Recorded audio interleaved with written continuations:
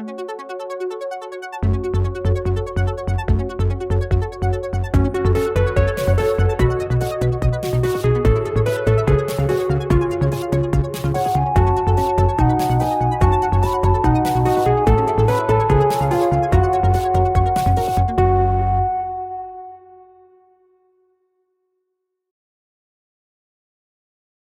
everyone. Hello. Hi. Welcome once again to Reckless Attack, a 5th edition Dungeons and Dragons actual play podcast. I am, as ever, Captain, Dungeon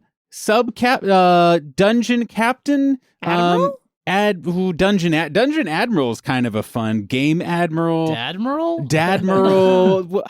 Should have workshopped this beforehand. I'm so sorry. Leave it in the comments what you guys think. But I'm Nathan, and I'm the person running the game or whatever. But I'm surrounded, as always, with the excellent people here at Reckless Attack, starting with the individual cattywampus to my left. Okay. Hi, everyone. I'm Jonathan, and I play Checkers, the Grung Druid. And it's just your frog pals, Mango and Junior. And today may be the greatest day of Checkers' life, in that he has fulfilled one of his lifelong dreams, to be a sky pirate. Not just a regular pirate. A sky pirate. Yeah, right. Like, if you can, why settle? Yeah. Dream big. Exactly. So he's like imagining all the cool stuff he and his party can do now. They have an airship and that they're just flying off into the sunset on grand adventures. And to my left. Hi, everyone. I'm David, and I play Kaskrin Brightmane, the Dwarven Sorcerer. And Kaskrin thinks that actually he could get used to this. You know, like flying around the world, outside the city, the walls of Agmar, on a skyship. Living in luxury, getting his own cabin. Like, this is pretty good. You have to share with Checkers. No!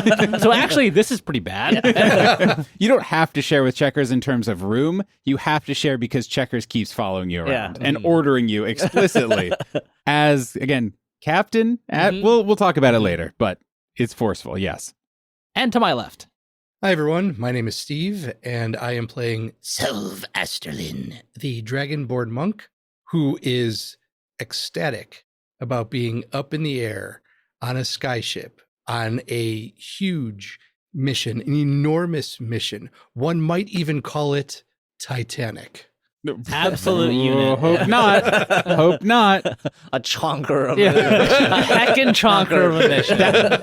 I am actually more comfortable with that, at least for your guys' sake. Boy. Yeah. I just didn't bring all the extra D6s for all the falling damage required. And across from me. Hi, everyone. I'm Sophie, and I play Valeska Carter, the human asterisk, cleric asterisk of the Arcana domain. And Val is very excited because she made everyone granola, so now everyone's her best friend, and she's going to learn so much and, you know, be one of the best shipmates, deckhands. She'll figure it out with the right terminology. No, I'm going to be the best deckhand. Crew member. And they will all love her. She said threateningly. Right? Yeah, because if they love her, then they'll realize the error of their ways of poaching beautiful sky whales and be just overloaded with guilt that they turn their life into helping others. Just conservationalist you want the full 180 swing, exactly. Basically. Yeah, well, I mean, you guys are heroes, so who knows? Maybe that'll happen. But as alluded to, you guys are sailing the sky. Hey.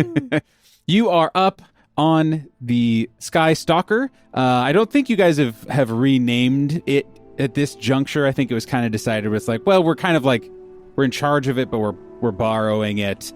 Plus, there's a whole lot of baggage of renaming boats, etc. It feels like, isn't it bad luck to rename a boat? I mean, a ship, a vessel. My assumption is that everything is bad or good luck on a boat.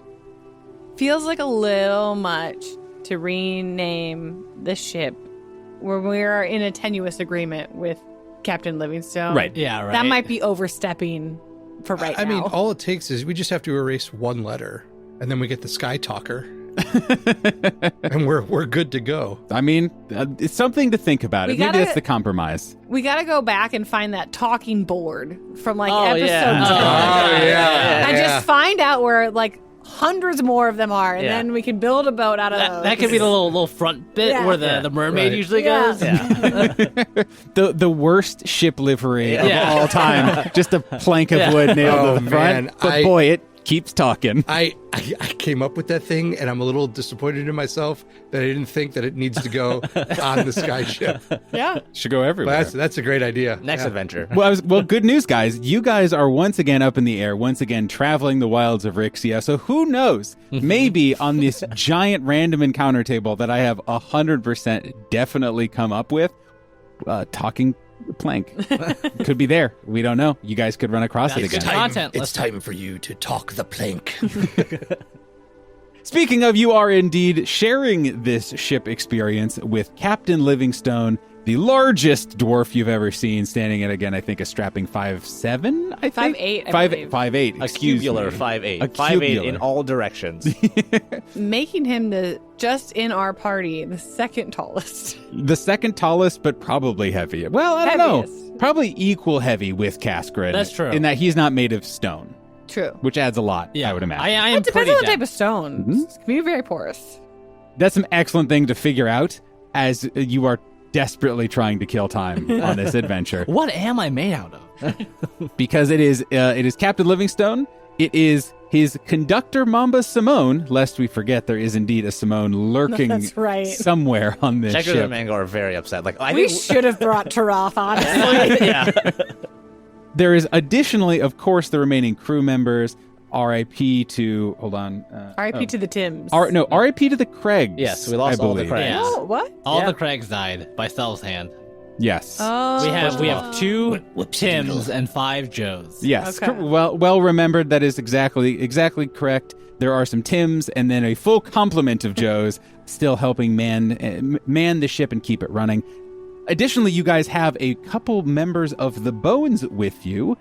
You guys are joined, of course, by the Seeker, which is one of the Untethered that you guys saved all those many episodes ago, who specifically was trying desperately to shriek at, shoot beams at, and eat. We don't know exactly what the end game was, but upon the local frogs of the guild. I have that effect on people. I need to have more people try to eat the frogs. Yeah. Eat frogs. I'm taking note. As well as the Burden, who has been clonking around various parts of the ship all day. Gosh, what a feat in itself for a member of the Bones, the Undying Legion, to actually clonk around. Like, they're built to not clonk. Yeah. Well observed, and I'm really excited to get into some of the specific minutia of these Bones Does the members. shield need to hit them with that hammer we got? Maybe just like, just try Yeah. it out. Can we untether and retether them? Does that help? Like turning it off and on again? Quick restart. Yeah. Well, you guys luckily have at least 4 full days of travel to ask and answer many questions such as these. You guys have just left. You guys are probably only a few hours into your journey as we pick up with you all. There's a bit of a rhythm to the boat now. You know, people have jobs to do, and things are just kind of running. There is gorgeous blue sky above you. There is luscious green forest underneath you. And you are headed approximately, kind of, I'll say west-northwest, straight to one of the most dangerous, scary places in the entire continent. But, we'll address that. We'll address that later. But for now, vibes are pretty decent. And at this juncture, you guys haven't really been assigned any tasks, that sort of thing, for the running of the ship. It seems to be, at least at this speed, kind of running itself. You can see the way that the crew works under a little bit more comfortable situations, unlike the last time you were. Challenge you, Nathan, on that both Val and Checkers have not been assigned something, because I assume Val and Checkers are both peppering Captain Livingstone with questions about how the ship works and everything he's doing every second that we have been on this boat. So I am actually extremely pleased that you mentioned that, because Captain Livingstone is answering these questions in his gruff tone of voice. little curtly, but seems relatively forthcoming with, answering questions about, yes, well, our elemental engine, helps keep us aloft, and, yes, the lights do automatically turn on at night, and actually the sails are really important as part of all of this, and seems to be giving you an amount of information, but actually hasn't, even if he is maybe getting peppered by these questions and maybe annoyed or frustrated by these questions, is just kind of keeping his eyes on the non-existent road and driving ahead and doing his best. Is there any, does the ship itself make any noise other than maybe like the flapping sails or anything like that? Like, is there any ambient noise to the ship? That's an excellent question. I will poll the group. What do we think is cooler? What elemental? This is the it? fire elemental that you guys saw as part of the suit of armor that the first mate was wearing during your guys' combat. That is actually the elemental that powers the ship itself. Ooh. I'm kind of imagining there is the faint crackling of like a fireplace I agree. at all times. Like while the ship is running, and like when it's really going, it's like a roaring flame. Yes. I'm very into that.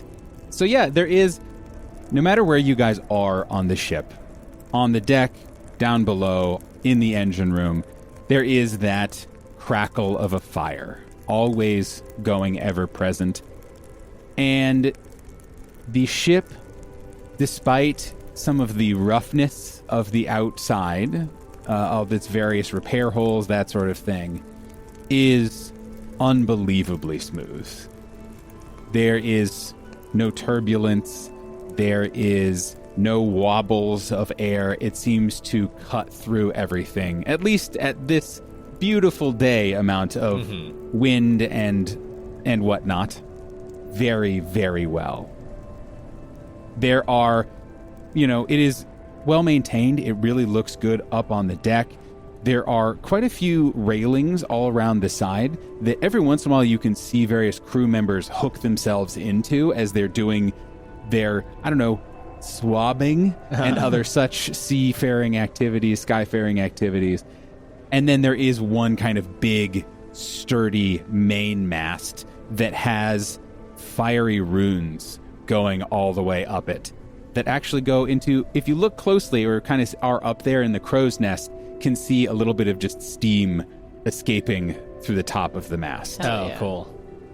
Val makes it a point to read every single rune because she now understands all languages. That's very true. You would know that this is Maker speak. God, the notebook she's filling in every detail of how the ship works, what the crew does.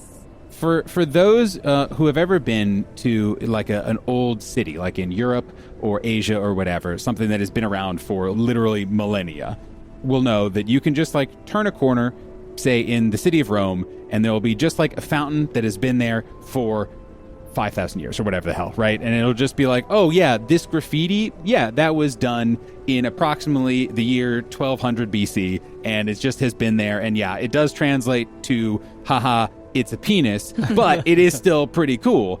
That is how it feels like to be in this ship sometimes, if you really know what you're looking for. Every once in a while, you'll find just a little... Haha, it's a penis. Yeah. There's like in the maker speak, there's like comments in the code, and one of them is just like, this is a load bearing glyph. We don't know what it does, but if you try to move it, everything will break. Yeah, I mean, kind of. There you would find little details like that to show that this is a lived-in ship, not just by these crew members, but you feel the history of this place because it has to be at least several centuries old.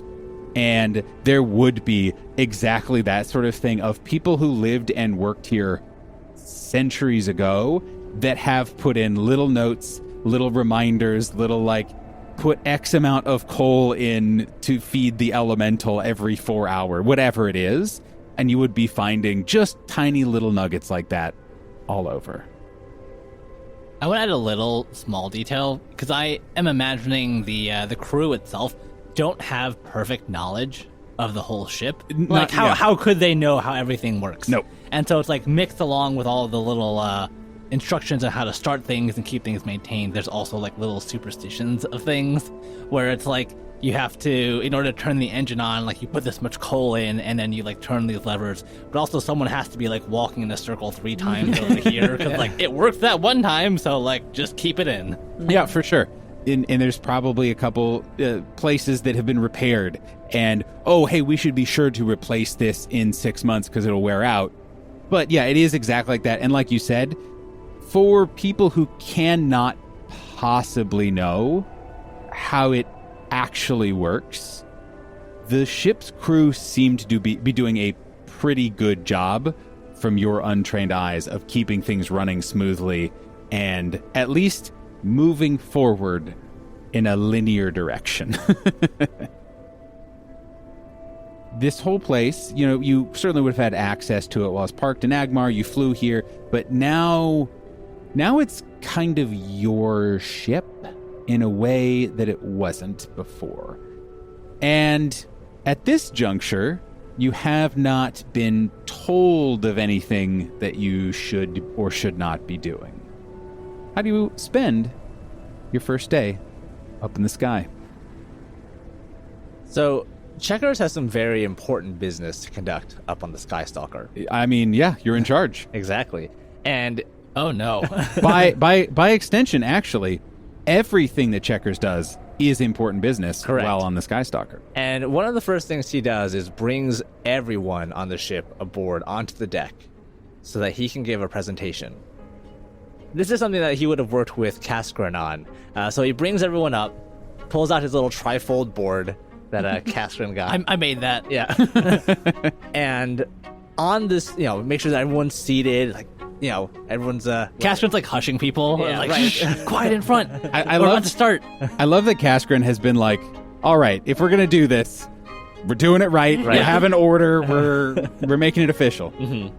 You're going to practice before we do that. Right. We did a dry run earlier. Yeah. Checkers timed it and everything. But Checkers calls out to his crew and his allies, and he says, "Now, I just want to set the record straight. I'm sure all of you have had this burning question in your mind about who's really in charge here on the Sky Stalker." Everyone who is not Checkers, you do not need to roll any sort of check to feel just a little bit of tension from everyone who is not a guilder on the ship. There's tension from Val. She didn't know what was happening. Yeah, in right. this Well, stage. fair. And I just want to take this moment to clear all that up. And to help me out, I have this lovely trifold presentation. Val claps because she knows it's time to clap. Yeah. Selv has a worried expression on his face, simply because he remembers what happened the last time any guilders gave a presentation. Val mind links And- Selv and is like, "Where are the bees?" Yeah, no, it's, No, it's fine. There's no dirt here. It's fine. so Selv is specifically looking out for the beans. Yeah. Sure. If you all reach under your chair, you'll each find a little pot. You get a bean and you get a bean. Hold it up. No. So what I've done is I have laid out the new hierarchy of the Sky Stalker. And Kaskrin opens up the trifold presentation. It's like this whole org chart in here. Mm-hmm. At the bottom, you'll see all the pirates and part of the Golden Tree Guild. Valeska, Kaskrin, Selv. Okay. Val's going with it. Mhm. I, Sophie, am upset. What did I know about this? No. Okay. I was like, wait a minute. I like looked at it the second you said that. I was like, wait a minute. Already off script. Yeah. And then it's just like, you know, again, org chart, I've drawn lines to like another person who's like sitting above everyone else. And all of you will continue to, or will now, answer to Captain Livingstone. And it's just like written Captain Livingstone in crayon. I thought it was going to be Mango. I did 1,000,000%. Captain Livingstone just kind of raises his eyebrow a little bit, but continues listening. But the important part is where I am in all of this. And I want to direct your attention to the very top of the chart, where it just says Checkers, but there's like 2 lines hidden. Like he's covered them up in paper. Yep. Now, you may think, You can't have 2 captains on a ship. That's ridiculous. How will you know who to follow? Well, that's easy. You see, I'm not just, and he rips off a piece of paper, Captain Checkers. I'm now, and he rips off the last piece of paper, Admiral Captain Checkers, which is above the captain. Mm-hmm. Per the hierarchy on Yes. the chart. as visualized, yes. How long is the line between like Captain Livingstone and Checkers? It's like, mostly like the whole sheet of paper. Like, Yeah. everyone has been written in a single line down at the bottom, and then they all report to Livingstone, and then just a straight line up all the way to Admiral Captain Checkers. This must be a very large trifold, so you would have had to have found the spot on the hull where no wind is. Correct. So it didn't get blown over. And Checkers is waiting patiently for the applause. Val will clap because she knows it's expected and just kind of is like, maybe we just wrap this up. She doesn't say that. She's thinking it. Golf claps the whole time. Kaskrin is like looking at it because I'm trying to figure out exactly how much he knew beforehand. Because like I feel like I've been demoted Yes. explicitly. Yeah, you have. You should, actually. If you look closely, there was other lines Yeah, on there that have yeah. just been scribbled Well, or actually, papered my, over. my suggestion was actually on the other side of the trifold is like your original org thing, and then he kind of like Checkers kind of like folded it backwards and flipped it over, Yes. and now he's got his new one on there. This is the first time you're It, saying yeah, it this. definitely didn't look like this when I helped. So I hope that clears everything up. We still have Captain Livingstone. If you hear the captain, it's Captain Livingstone. But you will always refer to me as Admiral Captain Checkers. Very important. Thank you all for your time. Enjoy the rest of your day. Now get back to work! None of the crew moves in this moment, despite the Captain Admiral order to get back to work. Admiral Captain. Excuse me, Admiral Captain. As Checkers corrects Checkers the corrects the D. He just yells out to the sky. I heard you. It's Admiral Captain. The power, Captain Emerald's fine. the power's gone to his head. And they all are looking at you, Checkers, while still definitely looking their regular captain. Yes. You see the captain set his jaw and take a breath and step forward, first with his peg leg and then with his normal boot. And he looks down at Checkers, or eye level, or I don't know if you propped yourself up on something. Yeah, he's definitely standing on something. That I realized in the moment that was probably the case. Looks over at Checkers, makes eye contact, and then wheels on his crew and says, "You heard the Admiral, Captain. Get to work. This ship won't fly herself. Let's go." And everyone starts to scurry as he starts ambling back to the helm. Kaskrin kind of like turns around a little bit and makes the magical symbol in his hand to cast message. And Selv and Valeska, you just hear the word mutiny? It's only day one. I think it means already day one. It's only day one. You guys have started psychically talking to one another. The crew has already dispersed. And standing there are the 2 members of the Bones. And one of them raises its hand. Sorry, Admiral Captain. Hey, the burden here. Seeker there. Where are we on the organizational chart? It's good to, we also like, kind of a hierarchy thing. Like it's comforting for me, definitely. I mean, I don't want to speak for the Seeker or I guess anyone else, but I mean, I guess, are we crew? Are we like, I'm not really sure exactly what our role on this ship. I'm happy to do the role, whatever you guys have in mind on the ship is, but if there's anything that... The entire time the burden is talking, Val has a notebook open and is drawing her own org chart. And we'll try to wait for the burden to stop talking and then realize they won't. And we'll just be like, you know what? You are absolutely right. It is great to just have that knowledge so there's no confusion. And Val just hands the piece of paper over to the burden, and it shows that the burden and the seeker only report up to the golden tree. There are no pirates. There's no Captain Livingstone on it. Checkers isn't on there? with a question mark. Yeah. No, he's just... Checkers is alongside the burden. Yeah, he's got a dot line. To Yeah. I just had this image in my head of like Checkers just kind of like nodding, and then turns back to the org chart and just pulls out a marker, and it's just like, Yeah. and then all of a sudden the bones is like on the org chart along with everybody else at the bottom. And Val will just say like, yeah, you know, you are here for the city of Agmar. The Golden Tree are the representatives of the city of Agmar here. Captain Livingstone and his crew are kind of a separate entity, so here's the org chart to hopefully clear up that confusion. And Burden, him, looks at this, looks at you, looks at Checkers, looks down, looks up at Checkers. Okay. If you think that's best, absolutely. I will say, if, you know, the crew or the captain needs help with specific things, feel free to lend a hand. I think the org chart comes into place with, like, specific orders. It's just that the org chart seems really clear on... Because Then follow the org chart. Forget what I just said. Org chart over everything.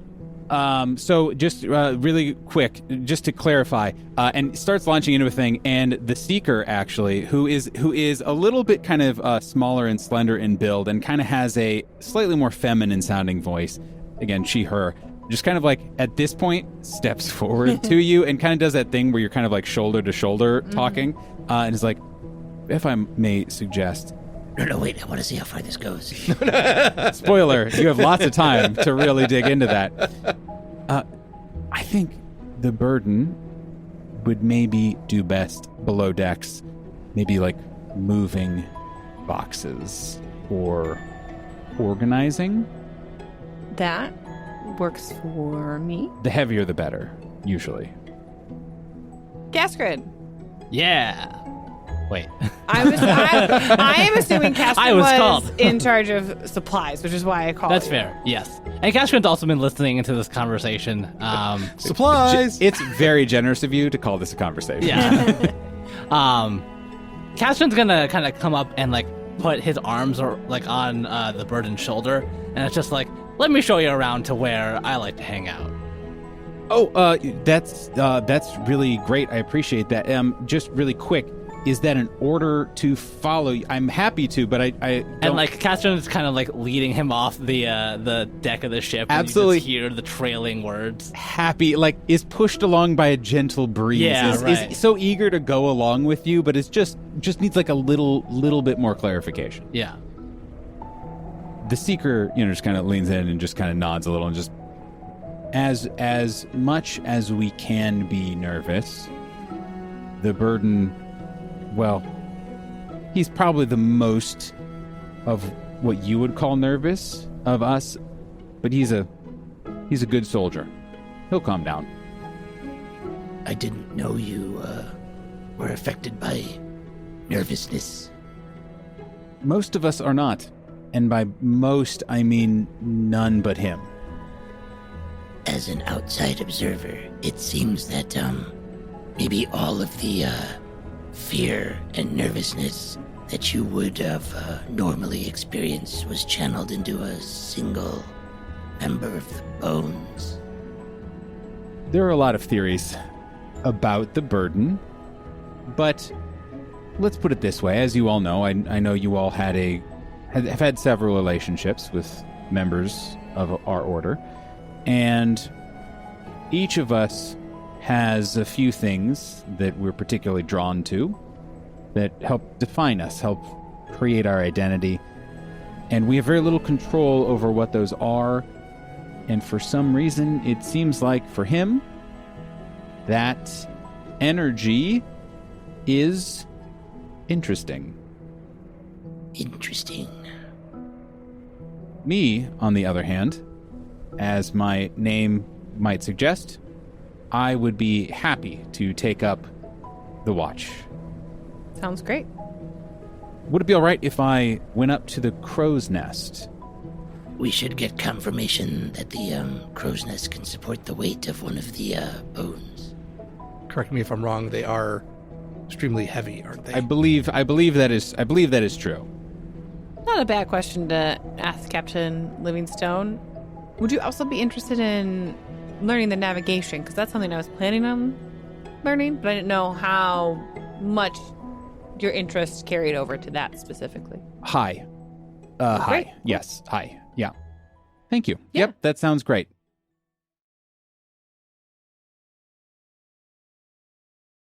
And now, a word from our sponsor.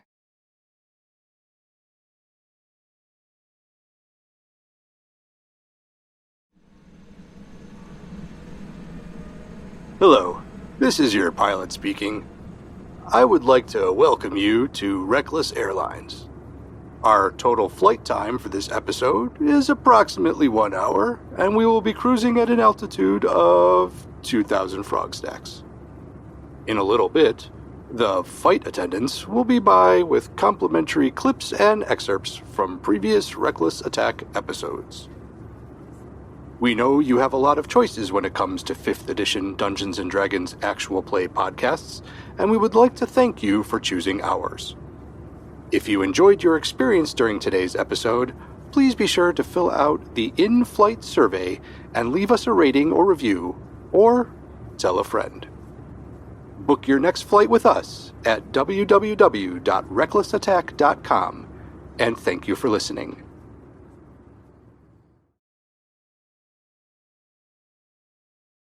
What's Checkers up to? I think Checkers has left. he left a lot. He took the trifold and he's gone. Yeah, he has Well, I abandoned meant the ship. like, what's he up to on the ship? Like on a day-to-day basis. Or just Yeah. like right now, it was like, is he in the crow's nest or what is he doing as Admiral Captain Checkers? Is he just standing behind Captain Livingstone like, yes, on the other side of the wheel? I almost feel like it would be one of those things that Checkers did very early on when we ended up at the guild hall, was that he went to the highest point Yes. and made a nest, essentially. And so I kind of have that, like, that's the vibe I'm kind of getting, is that Checkers has gone up to the highest point and is making himself his little, like, nest. Excuse me, command nest. Thank you very Yes, much. command nest. Admiral Command. Yes. That was another question I had. Yes. I think for the rest of the guild and like the bones is pretty easy to slot in where R.I.P. the Craigs were, where the Craigs were housed. We slot into there. Is Admiral Captain Checkers claiming the captain's quarters?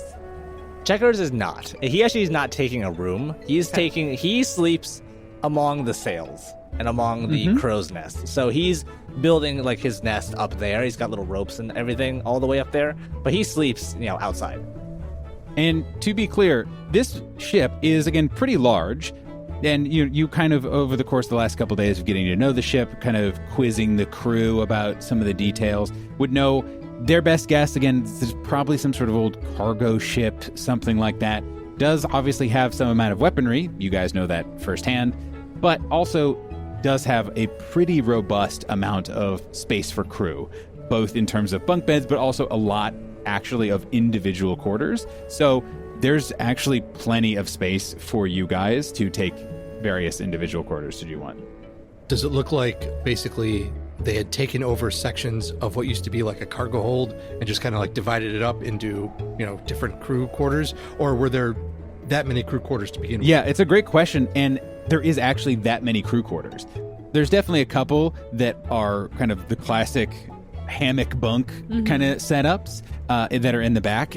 But as far as you guys are, there are actually, again, it's not furnished, it's not fancy, they're not particularly big even compared to your guys' rooms at home. But as far as ship travel goes, they're pretty decent rooms. And you all have your own travel hammocks already there, should you so choose. Curious if this is not important at all.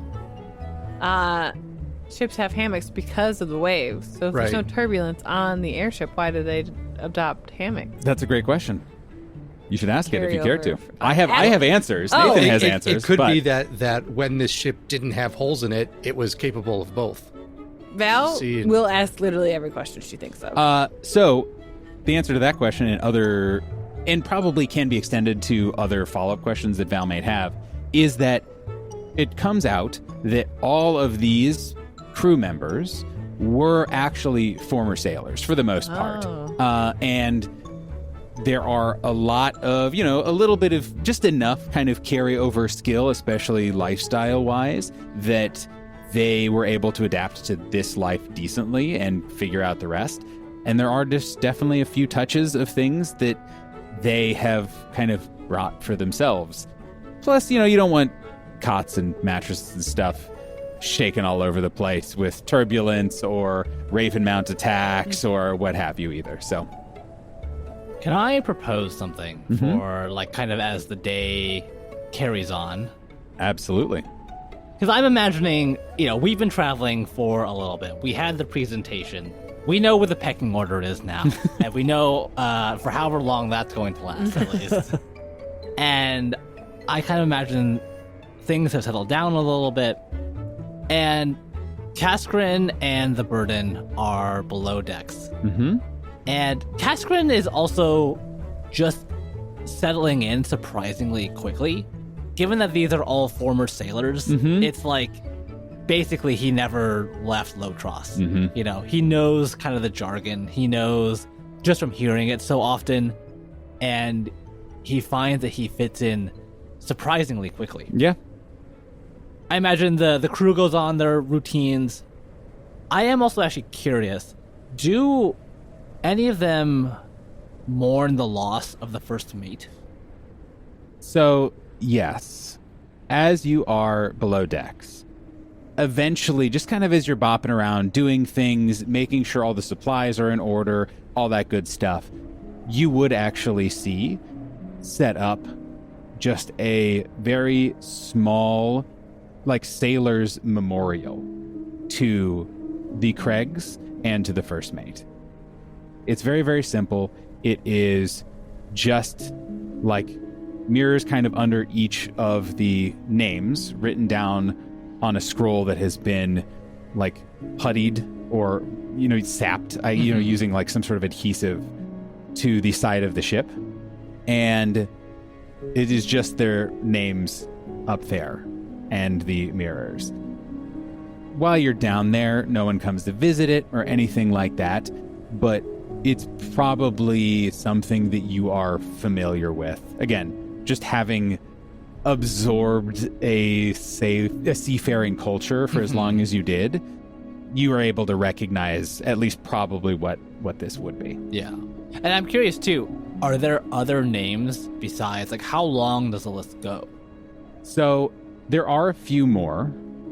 All of those mirrors are a little bit dustier and dirtier. And they're all kinds of different mirrors. They're not like the same things. Like, it seemed like maybe they just whatever they've been able to kind of forage or put together over the years. But there aren't that many names additionally. There's probably only 2 to 3, maybe 4 other names Okay. on the wall too. Gotcha. Okay. What else is everyone doing here on their first day? Again, obviously, there's a lot to handle emotionally processing. The org chart, I'm sure, has been a blow to both morale and egos. But yeah, is there anything that you guys are doing, conversations you're having, things you're watching, things you are eager to learn about in this first day as just things start to move forward?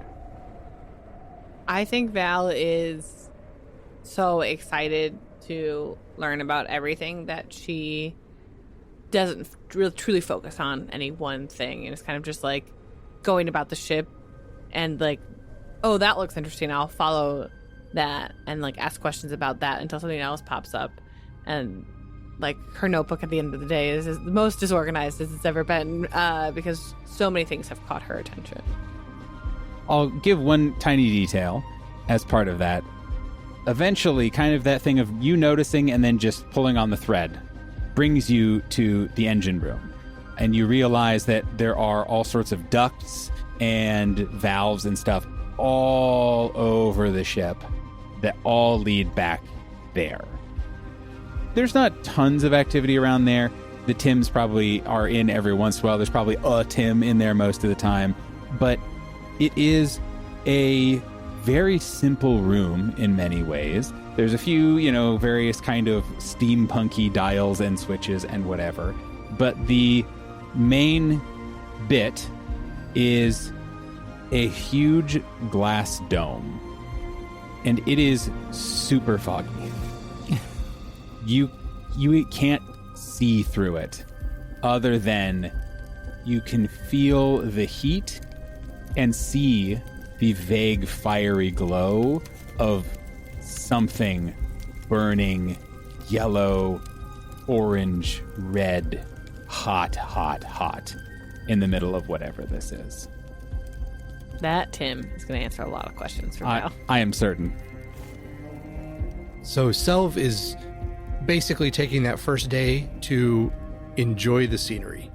Just kind of like sightseeing, watching, from different spots on the ship, just kind of keeping a lookout, and is going to enjoy the dragon eye view of everything kind of going by, because this is kind of what he imagines as being able to fly anytime you want and kind of see this stuff from this vantage point, and is just going to take it in. Probably at this point, and we'll definitely be doing the what are cool things you see along the way exercise as we travel. But I think the thing for you, Selv, that would be... There's a lot of interesting things, obviously. But from here, now that you've traveled for, a good hunk of a day, in the distance, you can see a faint glow coming from some mountains north of your position. And you would know that this is the volcano that the abbey that you visited. You can see it, and you know the direction of Agmar, and get a sense of the scale, either the enormity of the scale or the lack of scale, depending on it. But you can almost see both and imagine both at the same time, just giving that little perspective on your journey. Kaskrin, as the day kind of winds down, is going to conquer one of his greatest fears. He goes up to the main mast in the middle of the ship. Regular pajamas. Yes. And yeah, I'm gonna say he is wearing pajamas. Actually, he's wearing his hat. He's wearing his like silk shirt and pants. He's not wearing the slippers though, because he is going to try to climb the mast all the way up to the crow's nest and take in the starry night sky. I think with Checkers, if he's up there. Yeah, absolutely. Checkers is like, I would say, I kind of want the Seeker up at the very top. Yeah, same. I was thinking the Seeker would be up there too. Yeah, so like we can all get together and just like hang out at the top. 1,000,000%. Yeah. And so like I kind of imagine you up there and Casper's like psyching himself up, like his stone hands are getting sweaty and like starts to climb the rungs and everything. And so Kaskrin's like climbing this thing, and there's this almost like, I don't know, I'm just imagining a scene where it's like a side view of Kaskrin, and it's just like slowly following him up as he's like climbing up these different rungs, ascending into the night sky, getting higher and higher. And he reaches the crow's nest, and there he finds Checkers, and there he finds the Seeker. And like by this point, he's used to the uncomfortable aura that the Seeker puts out, so it doesn't really feel like a bother. And he's able to kind of relax in a way, making sure not to look down at any point throughout this climb.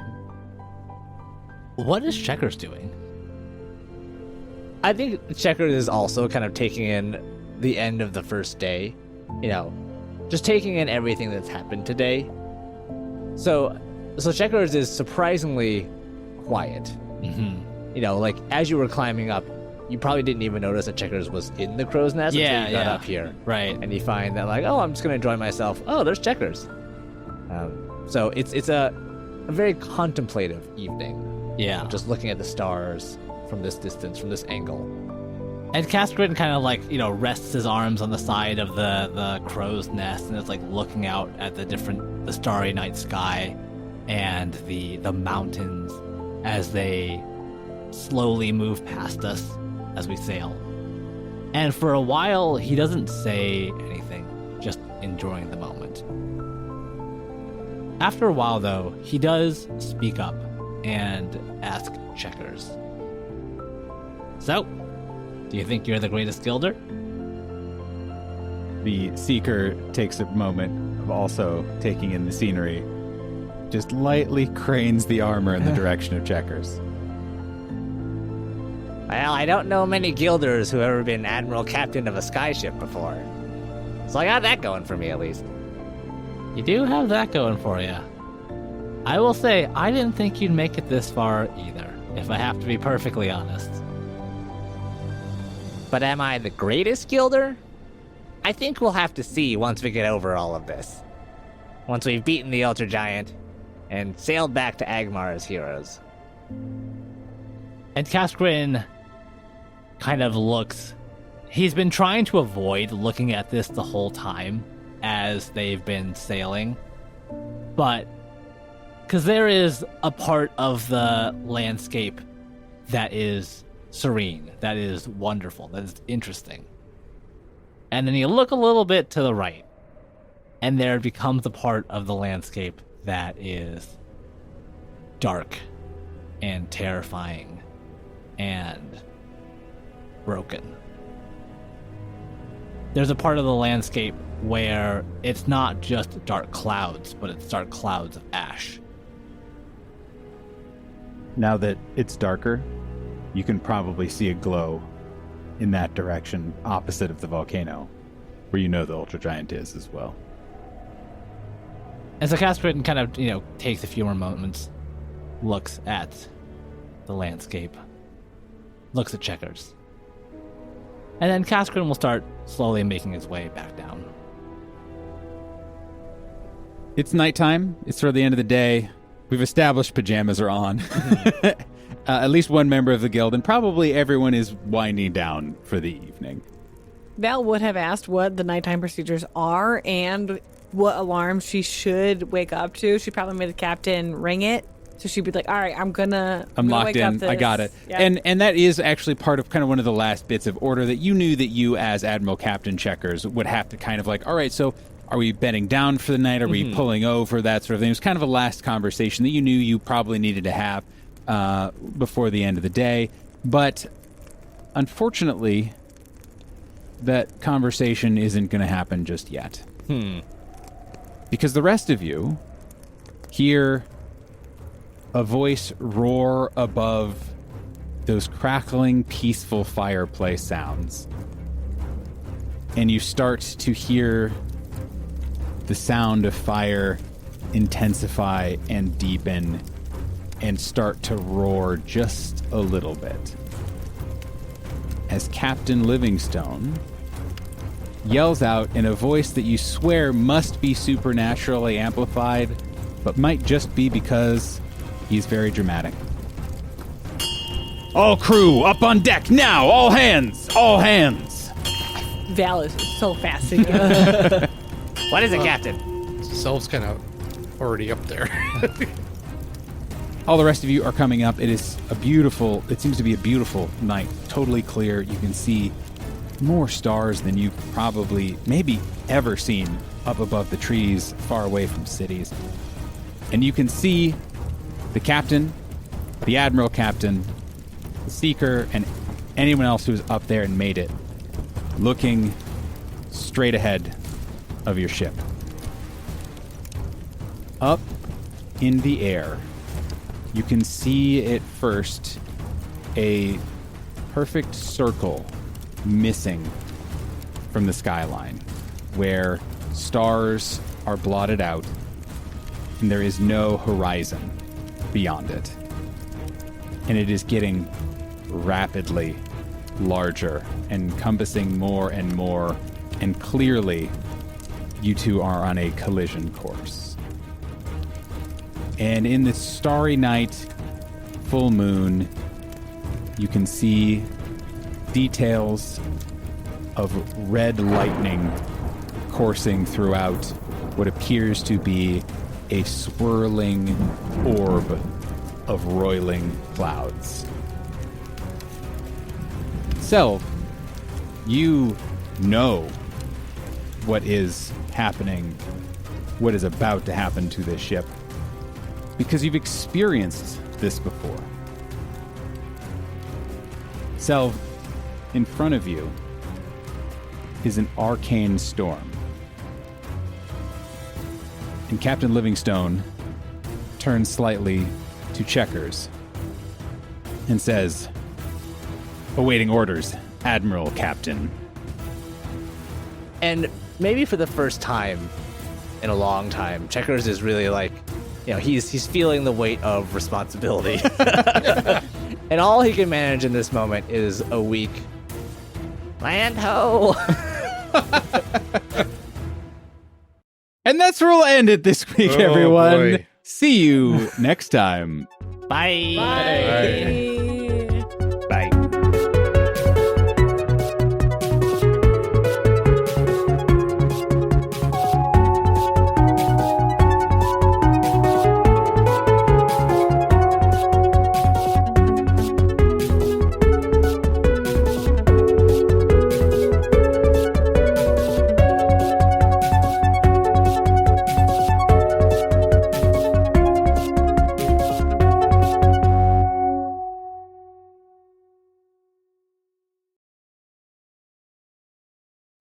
I kind of want the Seeker up at the very top. Yeah, same. I was Yeah. thinking the Seeker would be up there too. Yeah, so like we can all get together and just Yeah. like hang out at the top. 1,000,000%. Yeah. And so like I kind of imagine you up there and Casker's like psyching himself up, like his stone hands are getting sweaty and like starts to climb the rungs and everything. And I know you said that Cass is not wearing the slippers, but is he barefoot?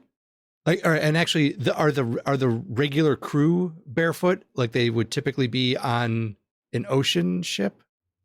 Interesting question. Because you said there was some carryover between, like they used to be Your sailors. toes would be so chilly in the wind. That's true. Yeah. At nighttime, definitely everyone's wearing footwear. I'll decide on that particular bit Okay. of world building, but that's an interesting question. Does Caskren wear shoes normally?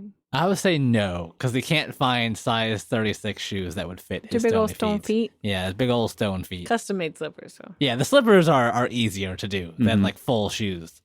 Oh gosh, we never answered the question for Checkers. Does Checkers wear shoes? Checkers wear shoes. Yeah, he wears shoes. He has leather shoes. All right.